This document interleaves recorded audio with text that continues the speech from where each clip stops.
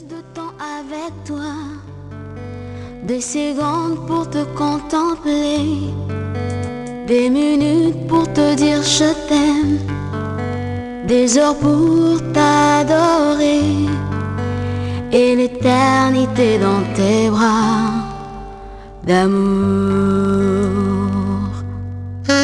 Je veux plus de temps avec toi, des secondes pour te contempler, des minutes pour te dire je t'aime.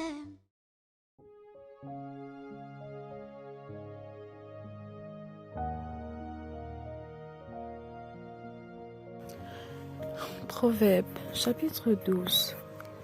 Celui qui aime la correction aime la science. Celui qui hait la réprimande est stupide. L'homme de bien obtient la faveur de l'Éternel, mais l'Éternel condamne celui qui est plein de malice. L'homme ne s'affermit pas par la méchanceté, mais la racine des justes ne sera point ébranlée.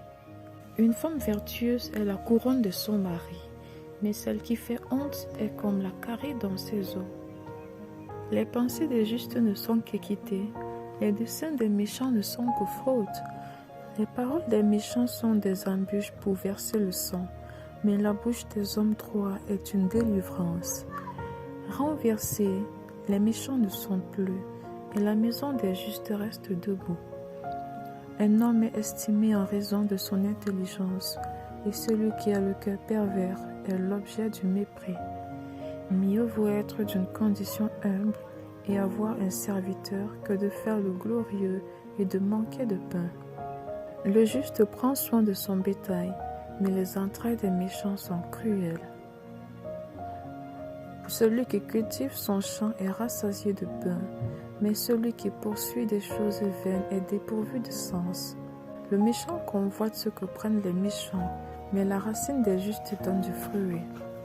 Il y a dans le péché des lèvres un piège pernicieux, mais le juste se tire de la détresse. Par le fruit de la bouche, on est rassasié de bien, et chacun reçoit selon l'œuvre de ses mains. La voix de l'insensé est droite à ses yeux, mais celui qui écoute les conseils est sage. L'insensé laisse voir à l'instant sa colère, mais celui qui cache un outrage est un homme prudent. Celui qui dit la vérité proclame la justice, et le faux témoin la tromperie. Tel qui parle légèrement blesse comme un glaive, mais la langue des sages apporte la guérison. La lèvre véridique est affermie pour toujours, mais la langue fausse ne subsiste qu'un instant. La tromperie est dans le cœur de ceux qui méditent le mal, mais la joie est pour ceux qui conseillent la paix. Aucun mal n'arrive au juste, et les méchants sont accablés de maux.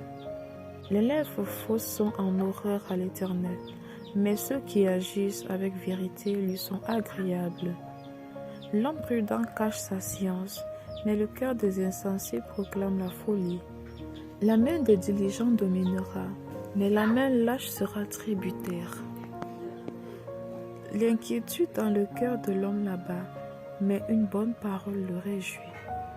Le juste montre à son ami la bonne voie, mais la voie des méchants les égare. Le paresseux ne rôtit pas son gibier, mais le précieux trésor d'un homme, c'est l'activité.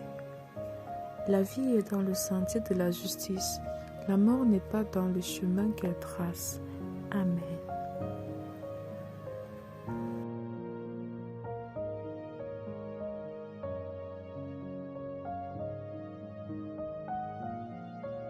Marc, chapitre 7.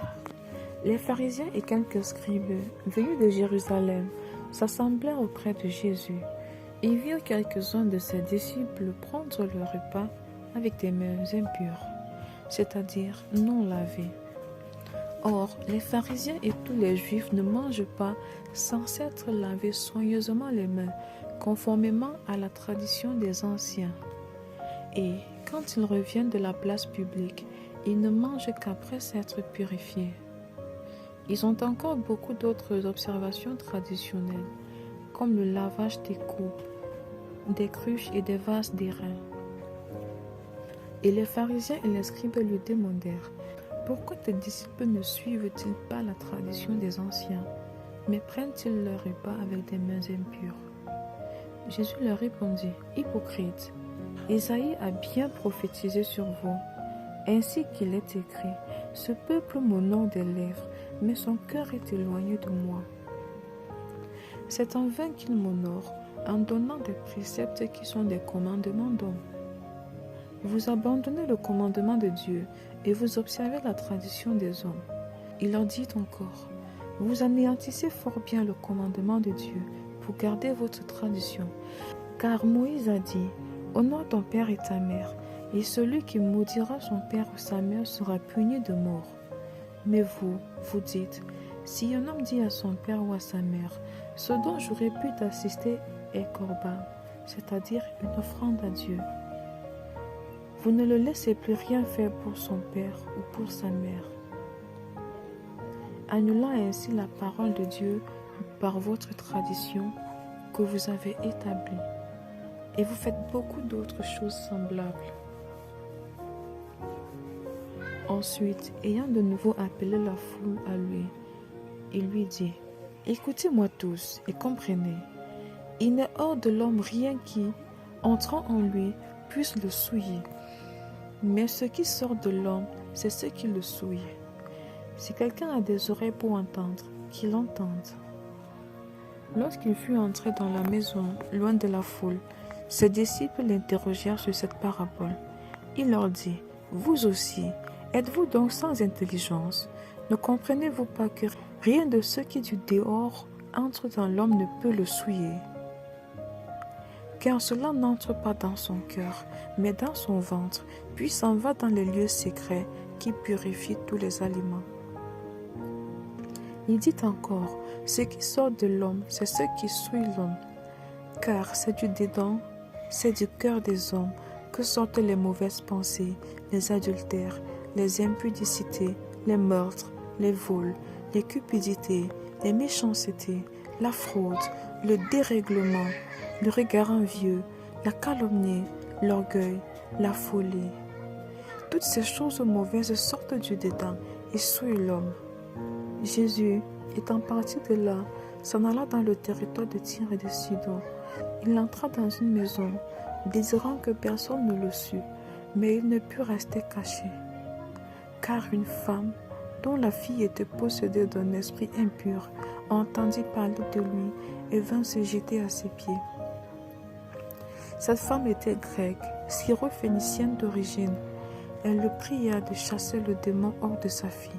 Jésus lui dit, « Laisse d'abord les enfants se rassasier, car il n'est pas bien de prendre le pain des enfants et de le jeter aux petits chiens. » « Oui, Seigneur, lui répondit-elle, mais les petits chiens, sous la table, mangent les miettes des enfants. » Alors il lui dit, « À cause de cette parole, va, le démon est sorti de ta fille. »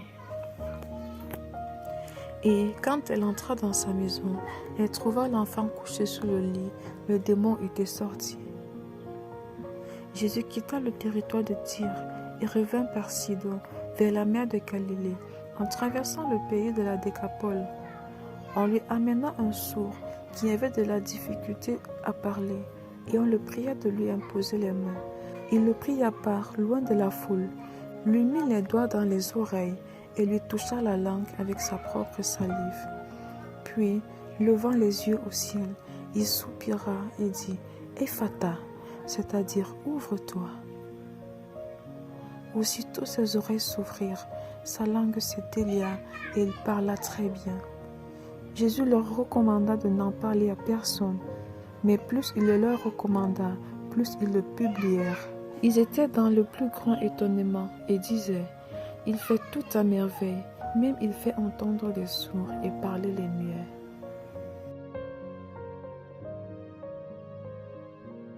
Marc, chapitre 8. En ces jours-là, une foule nombreuse s'étant de nouveau réunie et n'ayant pas de quoi manger, Jésus appela les disciples et leur dit, « Je suis ému de compassion pour cette foule, car voilà 3 jours qu'ils sont près de moi, et ils n'ont rien à manger. Et si je les renvoie chez eux à jeûne, les forces leur manqueront en chemin, car quelques-uns d'entre eux sont venus de loin. » Ses disciples lui répondirent, « Comment pourrait-on les rassasier de pain? » ici dans un lieu désert.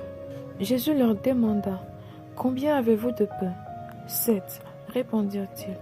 Alors il fit asseoir la foule par terre, prit les 7 pains, et après avoir rendu grâce, il les rompit et les donna à ses disciples pour les distribuer, et ils les distribuèrent à la foule. Ils avaient encore quelques petits poissons, et Jésus, ayant rendu grâce, les fit aussi distribuer. Ils mangèrent et furent rassasiés, et l'on emporta 7 corbeilles pleines de morceaux qui restaient. Ils étaient environ 4000. Ensuite, Jésus les renvoya. Aussitôt, il monta dans la barque avec ses disciples et se rendit dans la contrée de Dalmanuta. Les pharisiens survinrent, se mirent à discuter avec Jésus, et pour l'éprouver, lui demandèrent un signe venant du ciel. Jésus, soupirant profondément en son esprit, dit, « Pourquoi cette génération demande-t-elle un signe? Je vous le dis en vérité, il ne sera point donné de signe à cette génération. » Puis il les quitta et remonta dans la barque pour passer sur l'autre bord. Les disciples avaient oublié de prendre des pains et n'en avaient qu'un seul avec eux dans la barque. Jésus leur fit cette recommandation, « Gardez-vous avec soin du levain des pharisiens et du levain d'Hérode. » Les disciples raisonnaient entre eux et disaient, « C'est parce que nous n'avons pas de pain. » Jésus, l'ayant connu, leur dit, « Pourquoi raisonnez-vous sur ce que vous n'avez pas de pain? Êtes-vous encore sans intelligence et ne comprenez-vous pas? Avez-vous le cœur endurci, ayant des yeux et ne voyant pas, ayant des oreilles, n'entendez-vous pas, et n'avez-vous point de mémoire? Quand j'ai rompu les 5 pains pour les 5000 hommes, combien de paniers pleins de morceaux avez-vous remporté? 12, lui répondirent-ils. Et quand j'ai rompu les 7 pains pour les 4000 hommes, combien de corbeilles pleines de morceaux avez-vous emporté? 7, répondirent-ils. Et il leur dit, ne comprenez-vous pas encore? Ils se rendirent à Bethsaïda, et on amena vers Jésus un aveugle, qu'on le pria de toucher. Il prit l'aveugle par la main, et le conduisit hors du village, puis il lui mit de la salive sur les yeux, lui imposa les mains, et lui demanda s'il voyait quelque chose. Il regarda et dit, j'aperçois les hommes, mais j'en vois comme des arbres et qui marchent. Jésus lui mit de nouveau les mains sur les yeux, et quand l'aveugle regarda fixement, il fut guéri et vit tout distinctement. Alors Jésus le renvoya dans sa maison en disant, n'entre pas au village. Jésus s'en alla avec ses disciples dans les villages de Césarée de Philippe, et il leur posa en chemin cette question, qui dit-on que je suis? Ils répondirent, Jean-Baptiste, les autres Élie, les autres l'un des prophètes. Et vous, leur demanda-t-il, qui dites-vous que je suis? Pierre lui répondit, tu es le Christ. Jésus leur recommanda sévèrement de ne dire cela de lui à personne. Alors il commença à leur apprendre qu'il fallait que le Fils de l'homme souffrit beaucoup, qu'il fût rejeté par les anciens, par les principaux sacrificateurs et par les scribes, qu'il fut mis à mort et qu'il ressuscita 3 jours après. Il leur disait ces choses ouvertement, et Pierre, l'ayant pris à part, se mit à le reprendre. Mais Jésus, se retournant et regardant ses disciples, réprimanda Pierre et dit, arrière de moi, Satan, car tu ne conçois pas les choses de Dieu, tu n'as que des pensées humaines. Puis, ayant appelé la foule avec ses disciples, il leur dit, si quelqu'un veut venir après moi, qu'il renonce à lui-même, qu'il se charge de sa croix et qu'il me suive. Car celui qui voudra sauver sa vie la perdra, mais celui qui perdra sa vie à cause de moi et de la bonne nouvelle la sauvera. Et que sert-il à un homme de gagner tout le monde s'il perd son âme? Que donnerait un homme en échange de son âme? Car quiconque aura honte de moi et de mes paroles au milieu de cette génération, adultère et pécheresse, le Fils de l'homme aussi aura honte de lui quand il viendra dans la gloire de son Père avec les saints anges. Marc, chapitre 9. Il leur dit encore, « Je vous le dis en vérité, quelques-uns de ceux qui sont ici ne mourront point, qui n'aient vu le royaume de Dieu venir avec puissance. » 6 jours après, Jésus prit avec lui Pierre, Jacques et Jean, et il le conduisit seul à l'écart sur une haute montagne. Il fut transfiguré devant eux. Ses vêtements devinrent resplendissants et d'une telle blancheur qu'il n'est pas de foulon sur la terre qui puisse blanchir ainsi. Élie et Moïse leur apparurent, s'entretenant avec Jésus.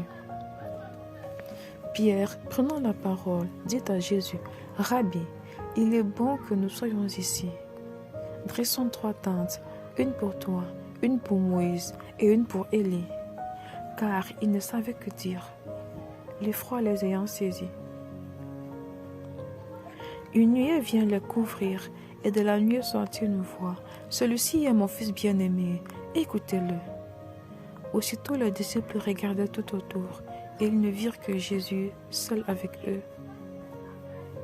Comme ils descendaient de la montagne, Jésus leur recommanda de ne dire à personne ce qu'ils avaient vu, jusqu'à ce que le Fils de l'homme fût ressuscité des morts. Ils retinrent cette parole, se demandant entre eux ce que c'est que ressusciter des morts. Les disciples lui firent cette question. Pourquoi les scribes disent-ils qu'il faut qu'il y vienne premièrement? Il leur répondit, Élie viendra premièrement et rétablira toutes choses. Et pourquoi est-il écrit du Fils de l'homme qu'il doit souffrir beaucoup et être méprisé? Mais je vous dis qu'Élie est venu et qu'ils l'ont traité comme ils ont voulu, selon qu'il est écrit de lui. Lorsqu'il fut arrivé près des disciples, ils virent autour d'eux une grande foule et des scribes qui discutaient avec eux. Dès que la foule vit Jésus, elle fut surprise et accourut pour le saluer. Il leur demanda, « Sur quoi discutez-vous avec eux ?»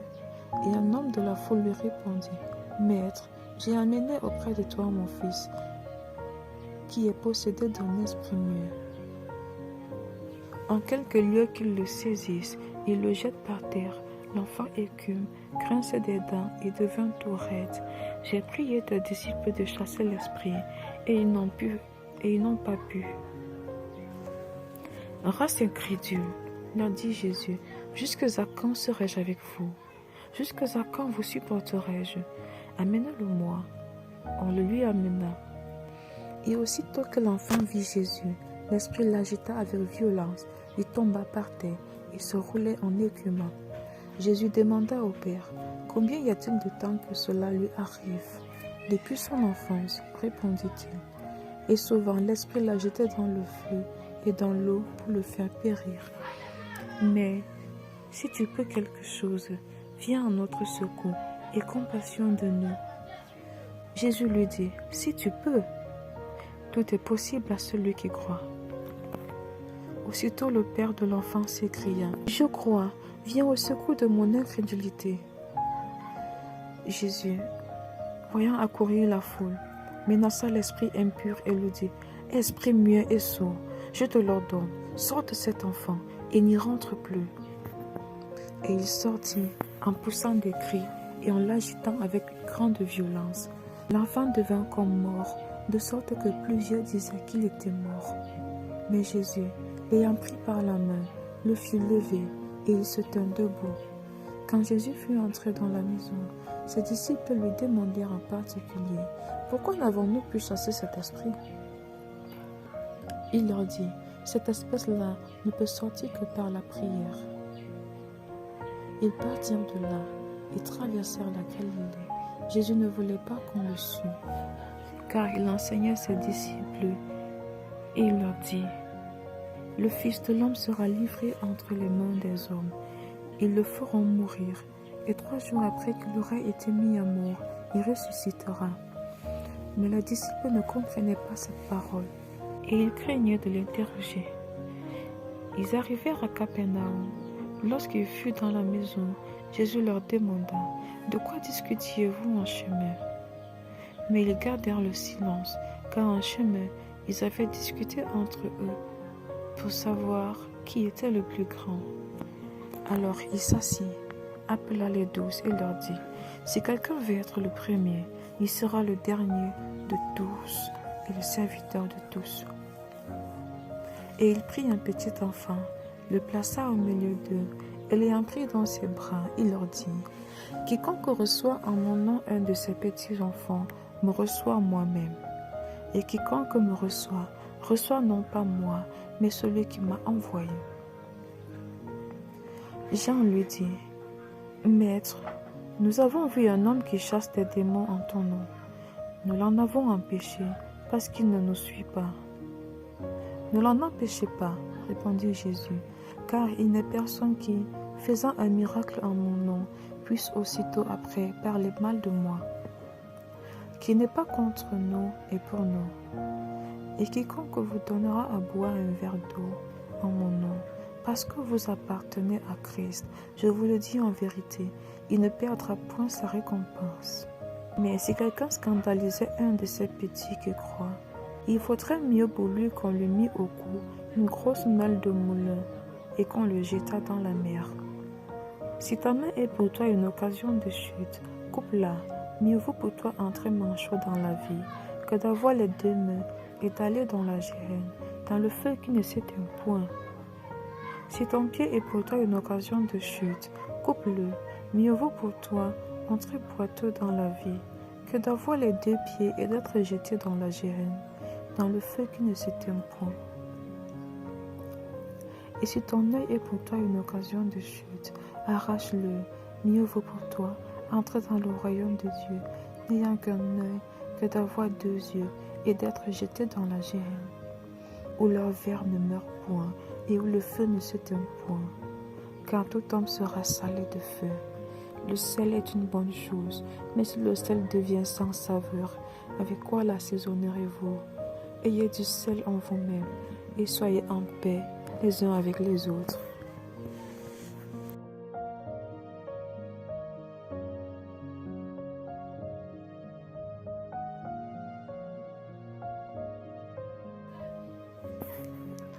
Psaume chapitre 50.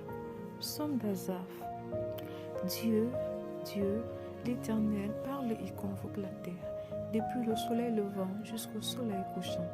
De Sion, beauté parfaite, Dieu resplendit.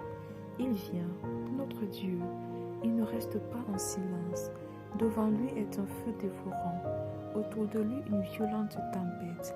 Il crie vers les cieux en haut et vers la terre pour juger son peuple. Rassemblez-moi mes fidèles, qui ont fait alliance avec moi par le sacrifice. Et les cieux publieront sa justice, car c'est Dieu qui est juge. Écoutez, mon peuple, et je parlerai, Israël, et je t'avertirai, je suis Dieu, ton Dieu. Ce n'est pas pour tes sacrifices que je te fais des reproches. Tes holocaustes sont constamment devant moi. Je ne prendrai pas de taureau dans ta maison, ni de bouc dans tes bergeries. Car tous les animaux des forêts sont à moi, toutes les bêtes des montagnes par milliers. Je connais tous les oiseaux des montagnes, et tout ce qui se meut dans les champs m'appartient. Si j'avais faim, je ne te le dirais pas, car le monde est à moi, et tout ce qu'il renferme. Est-ce que je mange la chair des taureaux? Est-ce que je bois le sang des boucs?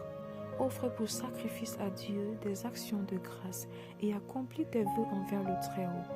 Et invoque-moi au jour de la détresse, je te délivrerai et tu me glorifieras. Et Dieu dit aux méchants, quoi donc? Tu énumères mes lois et tu as mon alliance à la bouche, toi qui hais les avis et qui jettes mes paroles derrière toi. Si tu vois un voleur, tu te plais avec lui et ta part est avec les adultères. Tu livres ta bouche au mal et ta langue est un tissu de tromperie. Tu t'assieds et tu parles contre ton frère. Tu diffames le fils de ta mère. Voilà ce que tu as fait, et je me suis tue.